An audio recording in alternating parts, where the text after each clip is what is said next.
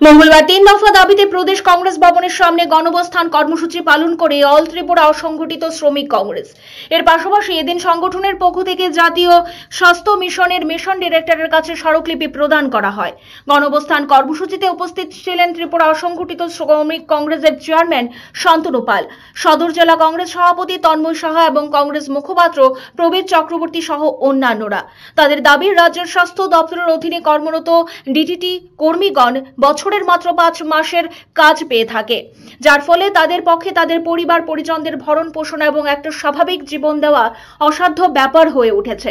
তাছাড়া রাজ্যের রেগা শ্রমিকরাও দিন দিন প্রতারিত হচ্ছে, যেখানে তাদের দৈনিক মজুরি বৃদ্ধি করার কথা ছিল এবং তাদের বছরে ন্যূনতম 200 দিনের কাজ দেওয়ার কথা ছিল, তার ধার কাজ দিয়েও বর্তমান সরকার নেই।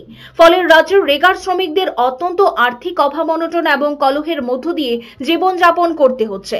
পাশাপাশি রাজ্যের মিড ডে মিল এবং আশা কর্মীদের এখন পর্যন্ত নিয়মিত করা হয়নি। প্রতিশ্রুতি ছিল এ রাজ্যে সরকার পরিবর্তনের সঙ্গে সঙ্গে বিজেপি সরকার গঠন হলে রাজ্যের সকল স্তরের অনিয়মিত কর্মচারীদের নিয়মিতকরণ করা হবে এবং সেই সঙ্গে মিড ডে মিল এবং আশা কর্মীদেরও নিয়মিতকরণের করা হবে। এবং অথচ সরকার গঠনের এত বছর পরেও আশা কর্মীদের এবং মিড ডে মিল কর্মীদের নিয়মিতকরণ করা হয়নি। এই 3 দফা দাবি পূরণের দাবি জানায় তারা এবং পূরণ না হলে ভবিষ্যতে বৃহত্তর আন্দোলন এই 3 দফা দাবি পূরণের দাবি জানায় তারা এবং পূরণ না হলে ভবিষ্যতে বৃহত্তর আন্দোলনে যাওয়ার হুঁশিয়ারি দেওয়া হয় সংগঠনের পক্ষ থেকে। Bureau report, any headlines. আজকে আমাদের গণ অবস্থানের মূল উদ্দেশ্য হলো যে বিগত দিন সরকার যেভাবে আমাদের শ্রমিকদের উপরে প্রতারণা করছে, কারণ আমাদের বিধানসভা 3টা ইঞ্জিনের উপরে চলছে, তীব্রমথা, আইএনপিটি এবং বিজেপি। তাদের থাকাকালীন সময়ে আজকে আমাদের এখানে যারা আছে উপজাতি ভাইয়েরা, তারা বিগত 1951 সাল থেকে তাদের কাজটা ডিডিটির কাজটা শুরু হয়েছিল। তৎকালীন প্রধানমন্ত্রী ইন্দিরা গান্ধী ছিল। আজকে অবধি সেই কাজটা চলছিল। বিগত গভর্নমেন্ট আসার পরে তাদের সেই কাজটা বন্ধ হয়ে গিয়েছে।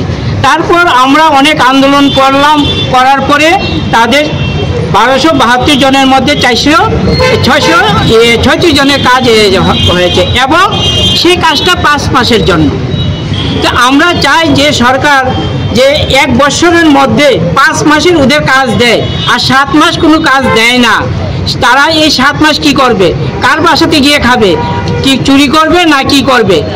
তো আমরা চাই যে এই 7 মাস যেন সরকার তাদেরকে এই হসপিটালে যে কোনো কাজ দেয়, এক। আর দ্বিতীয় কথা হলো, আমরা আশা এবং মিড ডে মিল যে কর্মীরা আছে তাদেরকে আমাদের দাবি হলো যে তাদেরকে নিয়মিত করতে হবে এবং তাদের বেতন বৃদ্ধি করতে হবে এবং রেগা শ্রমিকদের বছরে 200 দিনের কাজ দিতে হবে এবং তাদেরও বেতন বৃদ্ধি করতে হবে। এই নিয়ে আমাদের আজকের এই গণডেপুটেশন।